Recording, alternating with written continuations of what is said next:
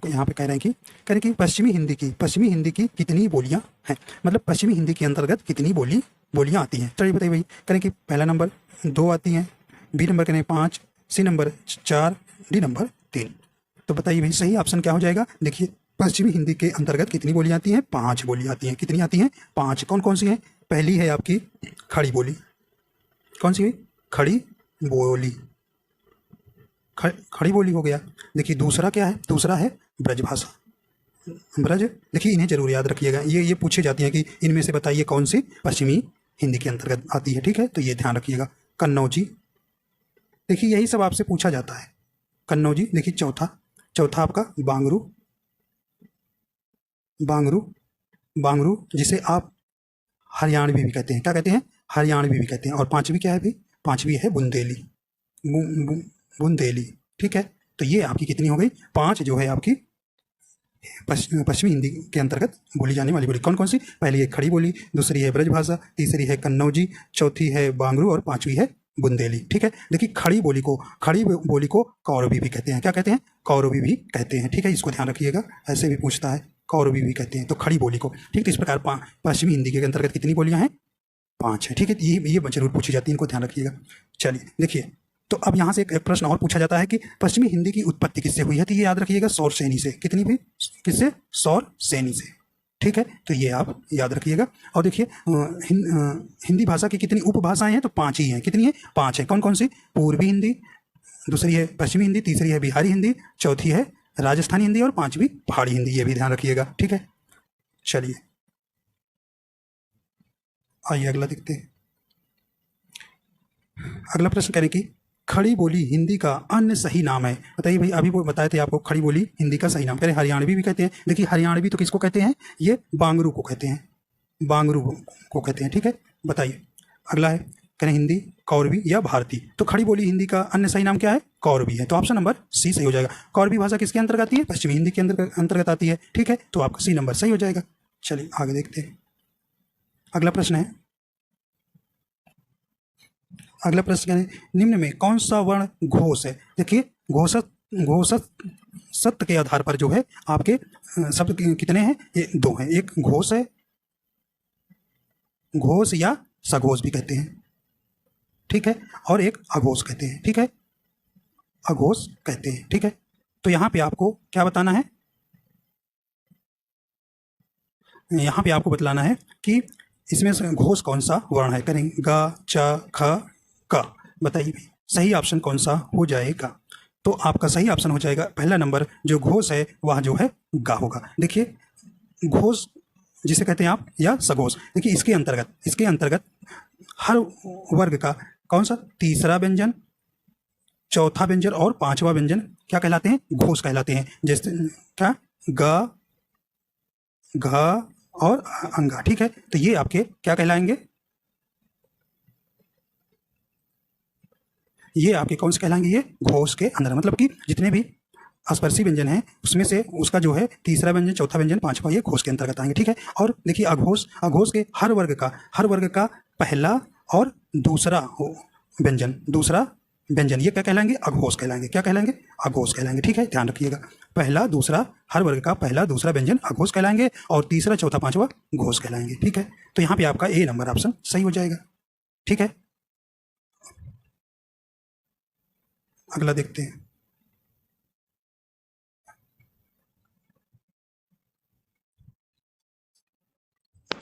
अगला व्यंजन कह रहे कि अर्ध विवृत स्वर हैं। तो इसमें आपको बताना है कि अर्ध विवृत स्वर हैं। करेक्ट, छोटा ए, ऐ, बड़ा ऊ।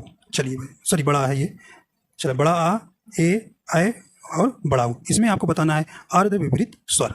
चलिए सही ऑप्शन हो जाएगा। सही ऑप्शन आपका कौन सा हो जाएगा? ऑप्शन नंबर सी हो जाएगा। ऐ जो है आपका अर्ध विवृत स्वर के अंतर्गत आता है। देखिए यहाँ पे आपको ध्यान देना है, करें कि मुखाकृत के आधार पर, मुखाकृत के आधार पर स्वरों को 4 भागों में बांटा गया है। कितने भागों में? 4 भागों में बांटा गया है। ठीक है, देखिए कितने? 4। देखिए कौन कौन से? पहला है समृत स्वर, अर्ध समृत स्वर, विवृत स्वर, अर्ध विवृत स्वर, अर्ध विवृत स्वर। तो ये किसके मुखाकृत के आधार पर स्वरों को 4 वर्गों में बांटा गया है, संवृत स्वर, अर्ध संवृत स्वर, विवृत स्वर और अर्ध विवृत स्वर। ठीक है, देखिए संवृत स्वर क्या कौन कौन किसके अंतर्गत आते हैं, देखिए इसके अंतर्गत आपके कौन कौन से आते हैं, जैसे छोटी ई, बड़ी ई और छोटा ऊ आता है। ठीक है, तो ये देखिए संवृत स्वर उसे कहते हैं, इसके उच्चारण में कम मुंह खुलता है। ठीक, तो छोटी बहुत कम मुंह खुल रहा है, बड़ी छोटा छोटा। ठीक, और देखिए अर्ध संवृत स्वर में कौन कौन आएंगे, ए आएगा और क्या आएगा, ओ आता है। ठीक है, और देखिए विपरीत स्वर में अकेला सिर्फ बड़ा आता है। ठीक है, बड़ा।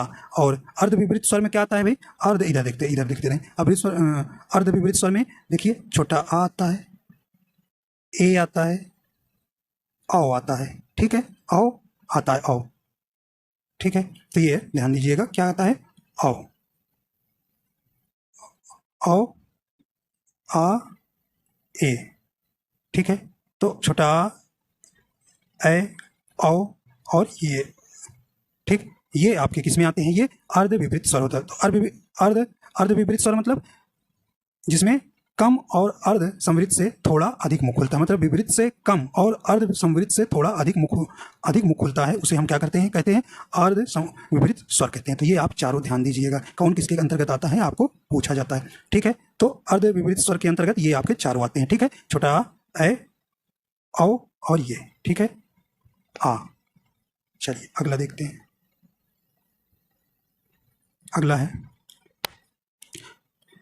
कह रहे कि प्रख्यात में कौन सा उपसर्ग है, बताना भी प्रख्यात में कौन सा उपसर्ग है, यानी प्र, प, पर, ता। तो देखिए उपसर्ग आप जानते हैं मूल शब्द के पहले लगता है, तो कौन सा हो जाएगा, देखिए प्र प्लस ख्यात। देखिए ये आपका ख्यात क्या हो गया, मूल शब्द हो गया, प्र आपका क्या हो गया, उपसर्ग हो गया। तो इस प्रकार आपका ऑप्शन नंबर ए सही हो जाएगा।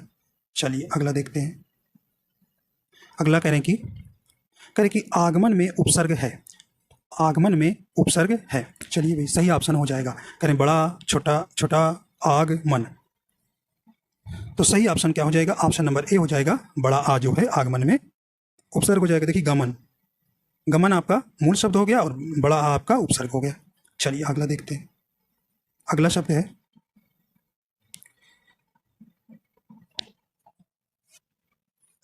अगला है कहने कि फिसलन है। तो आपको फिसलन शब्द में क्या है बताना है, करें भाववाचक संज्ञा है, क्रिया विशेषण है, क्रियापद है या विशेषण है। तो यहाँ पे आपका सही ऑप्शन कौन सा हो जाएगा, देखिए फिसलन क्या हो जाएगा भाई, यहाँ पे ए नंबर हो जाएगा, भाववाचक संज्ञा है। क्या है, भाववाचक संज्ञा। फिसलन क्या है, भाववाचक संज्ञा। तो संज्ञा आप जानते हैं 5 प्रकार की होती है, कौन कौन सी, व्यक्तिवाचक संज्ञा, जातिवाचक संज्ञा, भाववाचक संज्ञा, समूहवाचक संज्ञा और द्रव्यवाचक संज्ञा। ठीक है, तो फिसलन आपका भाववाचक संज्ञा है। अगला है निम्न में संज्ञा शब्द है। तो यहाँ पे आपको कौन सा इसमें संज्ञा शब्द है, करें कि सभा, गहरा, हरा या पतला। तो सही ऑप्शन कौन सा हो जाएगा, देखिए नीचे वाले आपके सब क्या है, बी नंबर, सी नंबर और डी नंबर आपके विशेषण है। और यहाँ पे देखिए ए नंबर जो है आपका क्या है, सभा है। यह जो है सभा क्या होती है, समूहवाचक संज्ञा के अंतर्गत आती है। तो सभा जो है आपकी संज्ञा शब्द यहाँ है। ठीक है, अगला देखते हैं भी, अगला प्रश्न कह रहे हैं कि पुरुषवाचक सर्वनाम के कितने भेद हैं। तो यहाँ पे आपको बताना है पुरुषवाचक सर्वनाम के कितने भेद होते हैं, यानी कि 4, 3, 7, 2। तो सही ऑप्शन आपका हो जाएगा बी नंबर, पुरुषवाचक सर्वनाम के कितने भेद हैं, 3 भेद हैं। 3 भेद हैं, कौन कौन से भाई, उत्तम पुरुष, मध्यम पुरुष और अन्य पुरुष। उत्तम पुरुष, मध्यम पुरुष और अन्य पुरुष।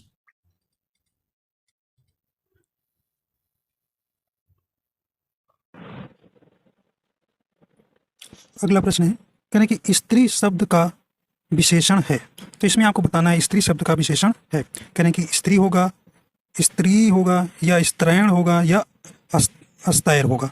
सही ऑप्शन हो जाएगा, देखिए स्त्री शब्द का विशेषण क्या होगा, स्त्रैण होगा। तो ऑप्शन नंबर सी नंबर सही हो जाएगा, स्त्रैण। तो ऑप्शन नंबर सी सही हो जाएगा। अगला प्रश्न है,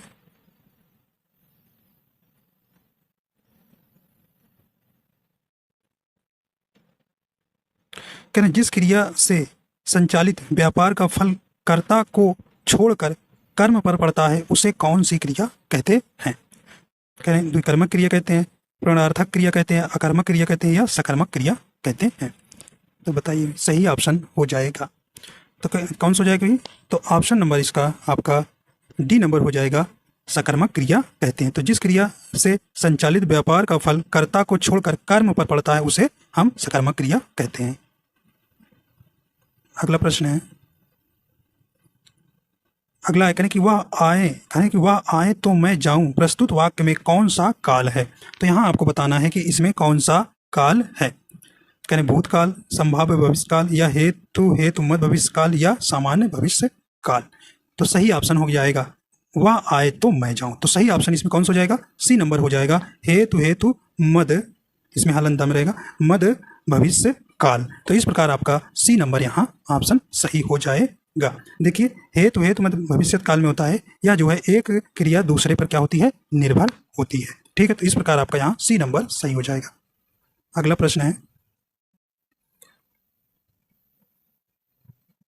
अगला प्रश्न कहने की जो क्रिया अभी हो रही हो उसे कहते हैं संदिग्ध वर्तमान, नहीं, अपूर्ण वर्तमान, या सामान्य वर्तमान, या संदिग्ध भूत। तो बताइए भी सही ऑप्शन कौन सा हो जाएगा। तो कौन सा हो जाएगा, तो ऑप्शन नंबर इसका बी नंबर हो जाएगा, अपूर्ण वर्तमान। तो जो क्रिया अभी हो रही है, जैसे वह खाना खा रहा है, ठीक है, वह पानी पी रहा है, तो यहाँ पे क्या हो जाएगा, अपूर्ण वर्तमान काल हो जाएगा। तो यहाँ पे आपका बी नंबर यहाँ सही हो जाएगा, जो क्रिया अभी हो रही है, मतलब पूर्ण नहीं हुई है। चलिए आइए देखते हैं अगला प्रश्न कह रहे हैं कि चिरकाल तक जीवित रहने वाला के लिए एक शब्द होगा। तो यहाँ आपको बताना है चिरकाल तक जीवित रहने वाला के लिए एक शब्द होता है। कह रहे ईश्वर होगा, अमर होगा, चिरंजीवी होगा, या अजर होगा। बताइए भाई सही ऑप्शन हो जाएगा। तो कौन सा हो जाएगा, तो ऑप्शन नंबर इसका सी हो जाएगा, चिरंजीवी होगा। अगला है,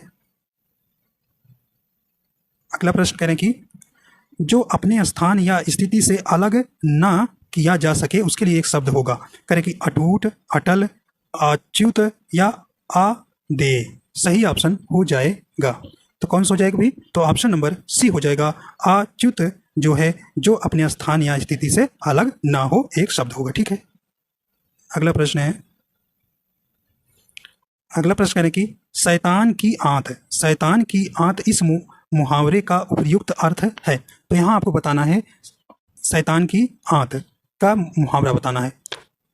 कह रहे कि छोटी वस्तु होगा, अत्यंत लाभदायक वस्तु, अत्यंत धूर्त व्यक्ति, या बहुत लंबी वस्तु। तो शैतान की आंत का सही अर्थ क्या होगा, ऑप्शन नंबर डी हो जाएगा, बहुत लंबी वस्तु। अगला प्रश्न है,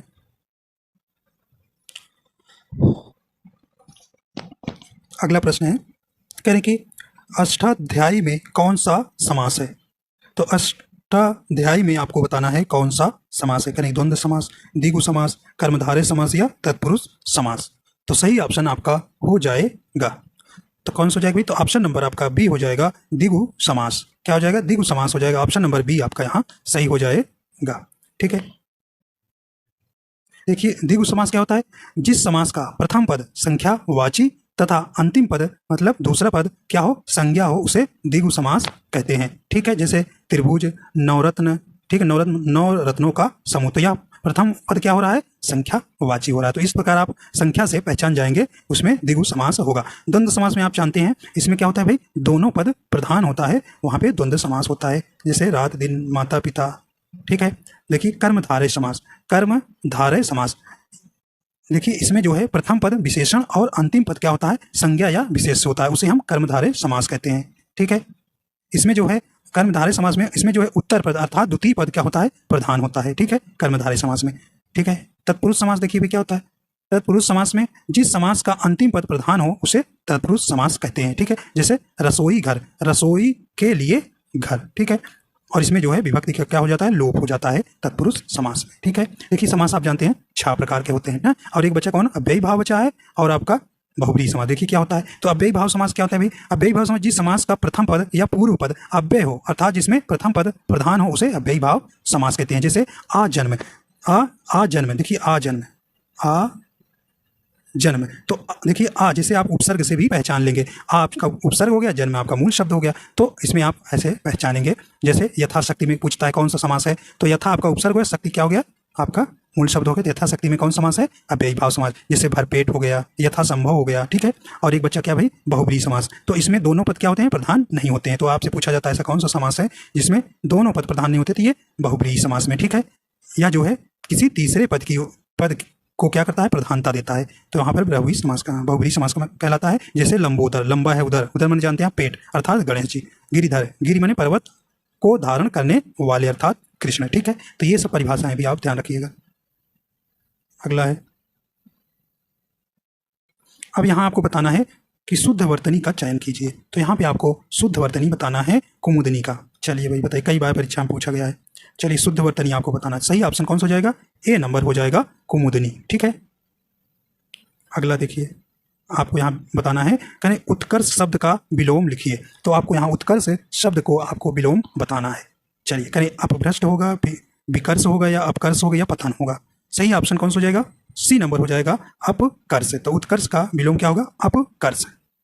अगला है, कह रहे कि अनुचित विकल्प जोड़ा कौन सा है। तो यहाँ पे आपको बताना है अनुचित विकल्प बताना है। चलिए, कहने की कटु का मधुर, देखिए कटु मधुर ये दोनों क्या है, विलोम में, तो ये सही है। कह रहे अनुराग का विराग, ये भी सही है। कह रहे अल्पज्ञ का बहुज्ञ, ये भी विलोम है। कह रहे कि उन्नत के, कह रहे हैं कि उन्नत का उन्नति, कह रहे नहीं, उन्नत का अवनति होता है। तो यहाँ पे देखिए डी वाला जो है ये क्या है भाई, ये सही अपोजिट नहीं है, यह विलोम सही नहीं है। तो यहाँ पे डी ये जो है अनुचित विकल्प हो जाएगा।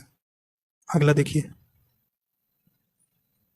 अगला प्रश्न कह रहे हैं कि इनमें से कौन सा शब्द कनक का समानार्थी नहीं है। तो यहाँ पे आपको बताना है कनक का समानार्थी शब्द इनमें से कौन नहीं है। देखिए, कनक का समानार्थी सोना है, देखिए अगला धतूरा है, और गेहूं है। तो यहाँ पे मक्का नहीं होगा। तो ऑप्शन नंबर बी जो है आपका यहाँ सही हो जाएगा। तो इनमें कौन सा शब्द कहें कनक का समानार्थी, कि नहीं वाला हमको बतलाना था। तो यहाँ पे मक्का जो है कनक का समानार्थी नहीं है। अगला देखते हैं, अगला कह रहे हैं कि कनक, कनक का कानन है, कानन है, कानन का पर्यायवाची शब्द है। तो यहाँ कानन का आपका पर्यायवाची शब्द बताना। करें पुष्प, देखिए पुष्प आपका फूल का हो जाता है। वन, विहिप या उपयुक्त में से कोई नहीं। बताइए सही ऑप्शन कौन सा हो जाएगा। तो कानन माने क्या होता है, जंगल, जंगल का ये पर्यायवाची है। तो सही ऑप्शन आपका बी नंबर हो जाएगा, वन। अगला है, कहने की महाश्वेता किसका पर्यायवाची है। तो महाश्वेता किसका पर्यायवाची है भी, ये सही ऑप्शन आपका हो जाएगा,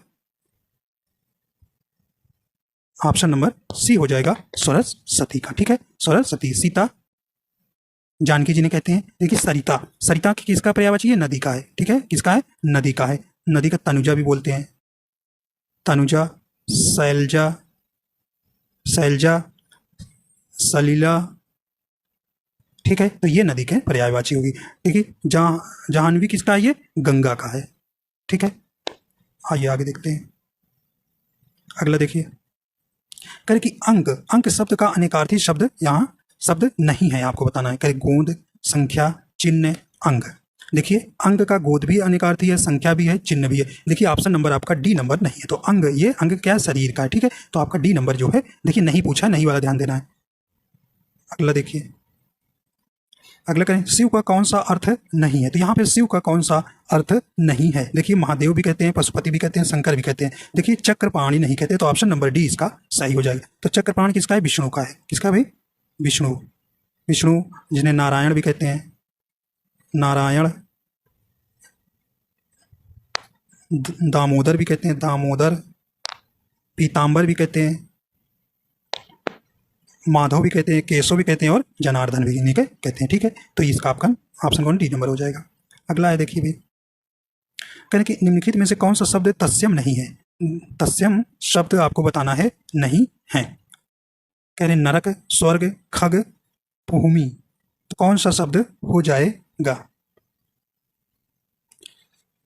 तो ऑप्शन नंबर इसका कौन सा हो जाएगा।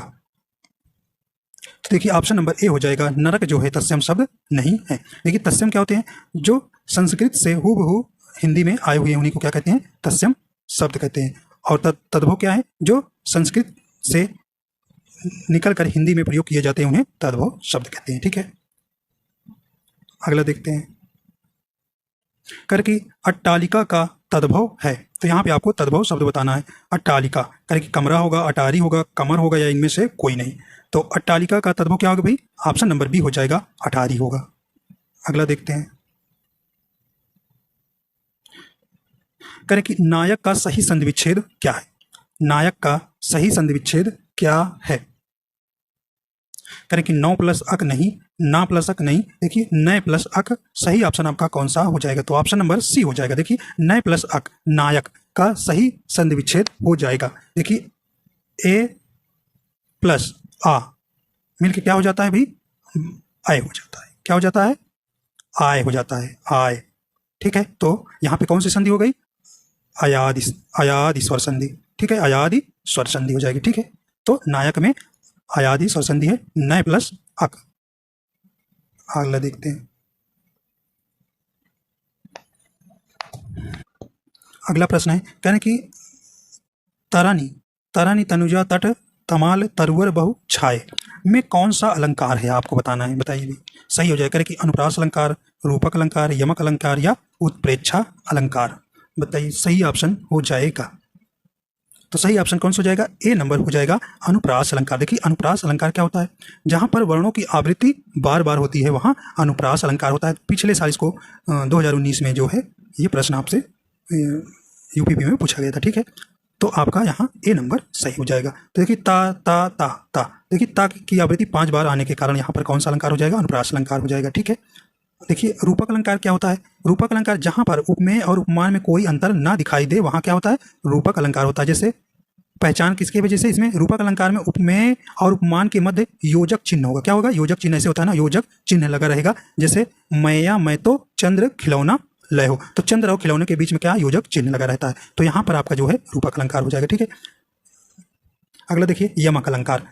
यमक अलंकार आप जानते हैं, जब कोई शब्द एक से अधिक बार आए और उसका अर्थ अलग अलग हो उसे क्या कहते हैं? यमक अलंकार कहते हैं। तो यमक अलंकार कहते हैं, जैसे कहते हैं ना, सजना है मुझे सजना के लिए। तो यहाँ देखिए सजना सजना 2 बार आया है। पहले सजना का अर्थ है श्रृंगार करना या तैयार होना, और अगला जो सजना है वो पति होता है। ठीक, पति के लिए प्रयोग किया गया है, तो वहाँ पर यमक अलंकार होता है। ठीक है, और देखिए भाई उत्प्रेक्षा अलंकार। देखिए उत्प्रेक्षा अलंकार जहाँ उपमेय में उपमान की संभावना प्रकट की जाए वहाँ उत्प्रेक्षा अलंकार होता है। जैसे इसे वाचक शब्द इसे पहचान के कैसे? जैसे जनु जनु जानो जनहु मनु मानो मनहु, हाँ ये सब आपको ज्यों। ठीक है, तो ये कुछ वाचक शब्द है जिनसे आप वाक्य में देखते मान पहचान जाएंगे कि इसमें उत्प्रेक्षा अलंकार है। जैसे ओढ़त सोहत ओढ़े पीत पट श्याम सलौने गात मनहु। देखो मनहु आया ना, नीलमणि शैल पर आतप पर यो प्रभात। तो ये मनहु मनहु शब्द से आप पहचान जाएंगे, मनहु शब्द से पहचान जाएंगे कि यहाँ पर कौन सा अलंकार है? उत्प्रेक्षा अलंकार। ठीक, तो ये सब परिभाषाएं आप याद रखिएगा और कुछ टिके हैं जिससे आप पहचान जाएंगे कि यहाँ कौन सा अलंकार है। चलिए आगे चलते हैं। अगला है, कह रहे कि कथन को बढ़ा चढ़ाकर, क्या भाई? कथन को बढ़ा चढ़ाकर कहने पर अलंकार होता है। जैसे किसी वाक्य में खूब बढ़ा चढ़ा के बताया जाए तो वहाँ कौन सा कहने की अलंकार होता है? तो कौन सा होता है जानते हैं आप? कौन सा? सी नंबर हो जाएगा, अतिशयोक्ति अलंकार। अतिशयोक्ति अलंकार में क्या करते हैं? तो अतिशयोक्ति अलंकार में क्या होता है? जो यहाँ पर लोक सीमा से अधिक बातें बढ़ा चढ़ाकर बताई जाती है वहाँ अतिशयोक्ति अलंकार होता है। जैसे एक एग्जाम्पल लेकर कि हनुमान की पूंछ में लगन न पाई आग, लंका नगरी जल गई गए निशाचर भाग। ठीक है भाई, हनुमान जी के पूंछ में आग लगने से पहले क्या हो गई? लंका जल गई और सारे जो हैं राक्षस क्या हो गए? भाग गए। तो ये बहुत बढ़ा चढ़ा के बात कही गई है, तो यहाँ पे अतिशयोक्ति अलंकार हो जाएगा। ठीक है, चल आगे देखते हैं। अगला है, कह रहे हैं कि बिहारी मुख्य रूप से किस रस के कवि हैं? तो पूछ रहे हैं कि भाई बिहारी जो है मुख्य रूप से किस रस के कवि हैं? करें कि करुण रस के, भक्ति रस के, भयानक रस के या वीर रस के? तो ये किसके हैं भाई? ये ऑप्शन नंबर बी हो जाएगा, भक्ति रस के हैं। ठीक है, ठीक है, तो आपको याद रखना है। ठीक है, तो रसों की संख्या आप जानते हैं कितने हैं? 9 है, और अस्थायी भावों की संख्या भी कितने हैं? 9 ही है। ठीक है, ध्यान रखिएगा।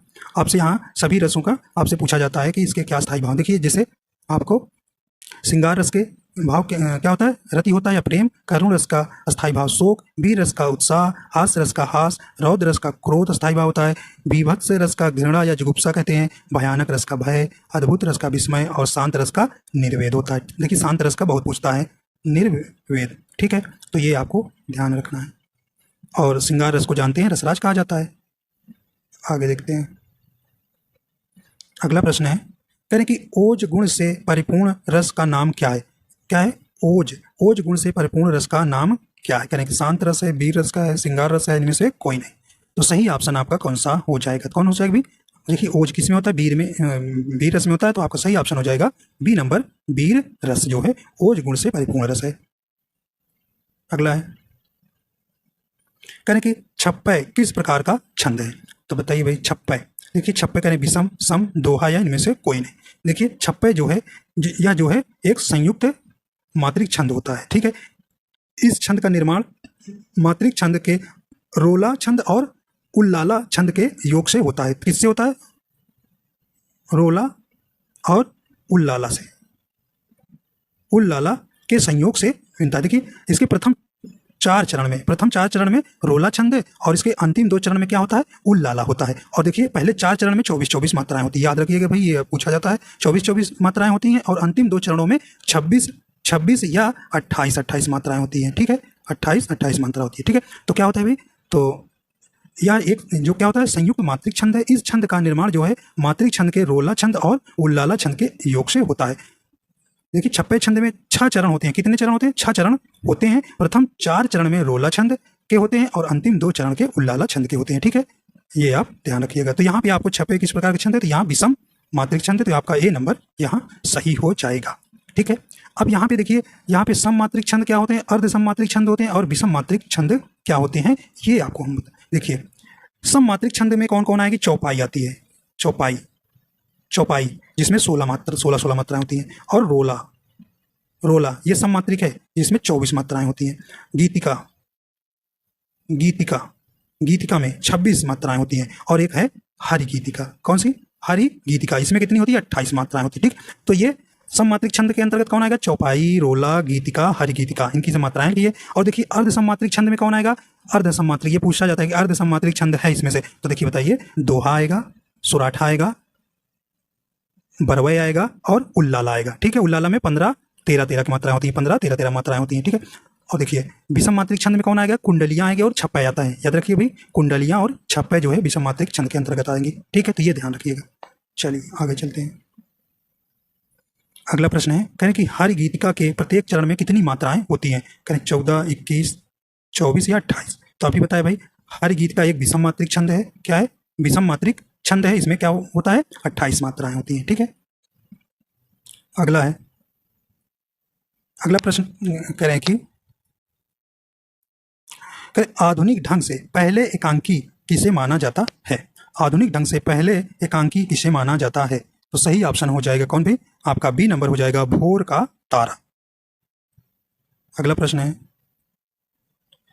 कह रहे कि गोदान का लेखक कौन है? तो गोदान के लेखक कौन है भाई? जानते हैं आप। सही ऑप्शन हो जाएगा ए नंबर, प्रेमचंद। अगला है, कह रहे कि हिंदी साहित्य का आधुनिक काल सामान्यता कब से माना जाता है? बताइए भाई, सामान्यता कब से माना जाता है? तो ये कब से माना जाता है? तो ए नंबर हो जाएगा 1850 ईस्वी से, ठीक है। तो हिंदी साहित्य का आधुनिक काल जो है सामान्यता कब से माना जाता है? 1850 ईस्वी से, ठीक है। तो इस प्रकार आपके पूरे हो जाते हैं प्रैक्टिस सेट। तो आशा करता हूँ आपको पसंद आया। अगर आप हमारे चैनल पर नए हैं तो चैनल को सब्सक्राइब कर लीजिएगा और बेल आइकन प्रेस कर दीजिएगा और लाइक एंड शेयर कर दीजिएगा। वीडियो देखने के लिए आपका बहुत बहुत धन्यवाद।